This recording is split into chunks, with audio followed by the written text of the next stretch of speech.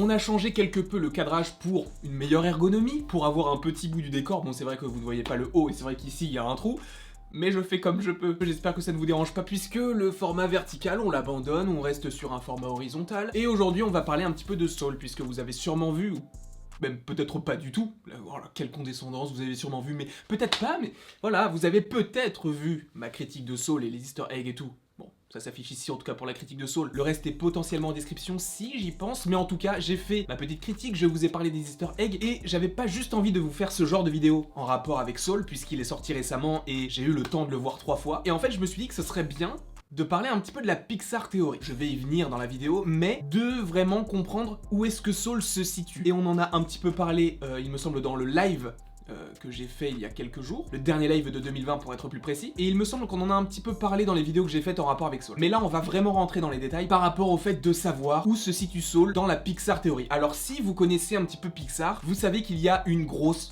théorie qui existe, et en fait, cette théorie est tout simplement la théorie de John Negroni. Alors ce n'est pas ma théorie, puisque elle est pas de moi, du coup je peux pas dire que c'est de la mienne puisque c'est logique, enfin t'as compris un petit peu le principe. Et cette théorie stipule que tous les films de Pixar sont liés et sont dans le même univers. Et cette théorie précise qu'il y a en fait 3 actes. Il y a d'abord le monde des humains, puis le monde des robots, des objets, puis le monde des monstres. Je ne vais pas forcément rentrer dans tous les détails de la Pixar Theory dans cette vidéo là. Si vous voulez la vidéo, n'hésitez pas à me le dire en commentaire et je me ferai une joie de faire toutes les recherches nécessaires pour vous faire la vidéo, puisque à chaque nouveau Pixar on se demande où est-ce que ça se situe par rapport à la Pixar Theory. Je vais juste vite fait vous expliquer dans cette vidéo là ce qu'est la Pixar Theory, mais dans une prochaine vidéo, si vous en avez envie, je vous ferai la grosse vidéo de la Pixar Theory pour que l'on sache vraiment de quoi tout cela est composé. Pour faire très gros, il y a donc 3 actes comme je vous l'ai dit, l'acte des humains, des robots et des monstres. Enfin, c'est pas vraiment l'acte des robots, c'est plus l'acte de la nouvelle technologie, et celui des monstres, c'est plus aussi celui des animaux. Dans le sens où ça fait humain, technologie, animaux, monstres. Voilà les 3 actes. En fait, pour faire très simple, tout est lié au personnage de Boo. Vous avez sûrement vu Monstres et compagnie. En fait, dans ce film là, tu as des monstres qui viennent dans le monde des humains grâce à des portes magiques entre guillemets. Sauf que le personnage de Boo s'est beaucoup attaché au personnage de Sully, si bien qu'à la fin elle veut le retrouver. On comprend qu'il se retrouve. Seulement la théorie Pixar vient de Boo, par rapport au fait que ce personnage là a toujours voulu retrouver réellement Sully, si bien que le personnage de Boo, d'après la théorie Pixar, est la sorcière du film Rebelle. Et il y a plusieurs indices qui peuvent te le laisser penser. Après, je t'avoue que c'est peut-être incohérent, mais c'est ce que la théorie stipule. Je ne fais que t'expliquer brièvement ce début de théorie, mais en gros, Boo est la vieille sorcière du film Rebelle. Après, tu vas me dire, ce n'est pas du tout la même temporalité et je te l'accorde. Seulement, en fait, Boo, n'ayant pas pu retrouver réellement Sully, a voulu recréer ce genre de porte pour un jour le retrouver. Sauf que d'après une nouvelle fois cette théorie, elle a bien créé des portes mais qui ne sont pas liées à des dimensions différentes, dans le sens où elle a pu traverser les dimensions pour aller voir les monstres, mais elle a créé des portes qui sont entre guillemets des voyages temporels. Ce qui fait qu'elle s'est retrouvée à l'époque de Rebelle. Je t'avoue que c'est potentiellement tiré par les cheveux. Même moi, je trouve ça un petit peu limite. Mais c'est la magie de Pixar, c'est la magie de Disney, c'est la magie de cette théorie, et en fait, cette théorie est hyper plausible par rapport à ce qu'il se passe ensuite, puisqu'en fait, il y a un autre indice qui peut te laisser penser que la sorcière est Boo, puisque cette sorcière transforme la mère de Mérida en ours. Et l'ours ressemble étrangement à Sully. Bref, tu as plein d'éléments comme ça qui te font dire que tout est connecté. Par exemple, tu as By and Large qui est présent dans beaucoup de films, qui est donc une entreprise qui est vraiment imposée chez Pixar et qui est d'autant plus présente dans le film Wall-E. Et d'ailleurs, By and Large, on va aussi en parler sur la chaîne. Tout porte à croire que le début se passe avec les humains, donc avec Rebelle, avec Lao, avec Saul, aussi avec vice versa. Sauf que dans chacun de ces films, tu peux te dire que ça va avancer vers les nouvelles technologies et également les monstres et les animaux qui parlent. Pourquoi? Parce que par exemple, dans Lao, tu as le collier qui peut faire parler les chiens mais sans forcément qu'ils aient une expression. Donc en fait, c'est vraiment les débuts de la technologie et de l'avancée progressive des animaux de plus en plus intelligents. Dans Ratatouille, tu as cette suite logique avec des animaux qui cette fois-ci parlent et ça va crescendo. Tu as toujours cette idée de ça va d'abord vers les nouvelles technologies, puis après sur des choses un petit peu plus fantastiques par rapport au fait que des animaux parlent. Après, on peut se dire c'est juste des films d'animation, possiblement, mais la Pixar Theory, ça stipule que tous les films sont liés. Avec par exemple By and Large qui est présent dans plein de films, ou la station essence d'Inoko, il y a plein de choses. Bref, on n'est pas là pour parler de ça, mais là c'est vrai que c'était une grosse parenthèse, mais c'était vraiment pour vous établir le contexte. De vous dire que dans l'univers Pixar, il y a une grosse théorie qui existe, comme quoi tous les films seraient liés,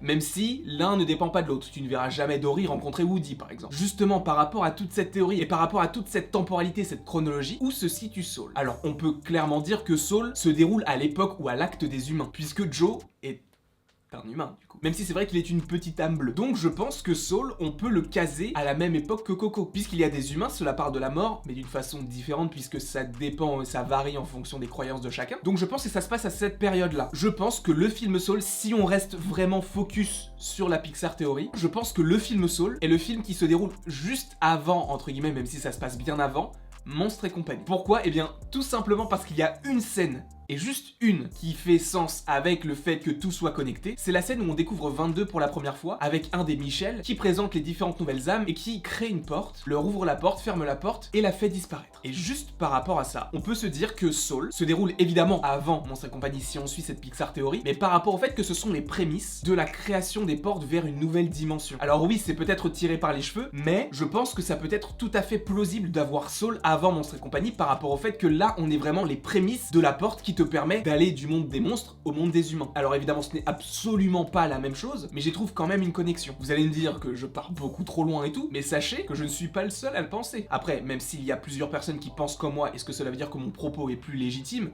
Pas forcément. Après, c'est en fonction de vos goûts, vos croyances et de ce que vous voulez en fait. Mais en tout cas, je vous dis juste que si Pixar théorie il y a, le film Saul se déroulerait avant Monstres et compagnie et que le fait qu'il y ait la porte soit les prémices des portes que l'on a dans Monstres et compagnie qui permettent de passer d'une dimension à une autre pour faire peur aux enfants. Et je pense qu'en fait, Pixar est très fort par rapport à ça. Et j'en ai parlé aussi dans mon mémoire, puisque pour plus de transparence avec vous, j'ai fait un mémoire durant ma scolarité, je l'ai fait il y a 6 mois, et mon mémoire traitait de Pixar et j'en ai notamment parlé. Et c'est vrai que Pixar n'a jamais affirmé qu'il y avait une Pixar théorie, mais n'a jamais réfuté qu'elle existait. Et je pense qu'ils ne le feront jamais. Ils ne diront jamais que ça existe et ils ne diront jamais que ça n'existe pas pour que ce genre de vidéo puisse exister, dans le sens où ça crée vraiment un univers autour de Pixar, et justement, ils peuvent aussi jouer sur le fait que d'avoir mis une porte qui ne mène sur rien, en tout cas nous on ne voit rien derrière, mais qui mène vers quelque part, ils savent très bien que les gens vont faire le lien avec Monstres et compagnie. Et ça c'est pas nouveau, Pixar l'a toujours fait, que ce soit par rapport au collier de Doug dans là-haut, qui permet aux animaux de parler, et qui au fur et à mesure peuvent parler comme dans Ratatouille, vous allez me dire, mais à un moment il y a Cars, et oui Cars, ça se déroule à une époque où il n'y a pas d'humains sur Terre, et il n'y a que des voitures, que des machines, et à quel moment est-ce qu'il y a ce moment-là qui peut se passer dans l'univers Pixar à l'époque de Wall-E? Alors oui, tu vas me dire, oui, mais c'est totalement différent parce que Wall-E ça se passe dans un milieu qui est vraiment pollué, etc.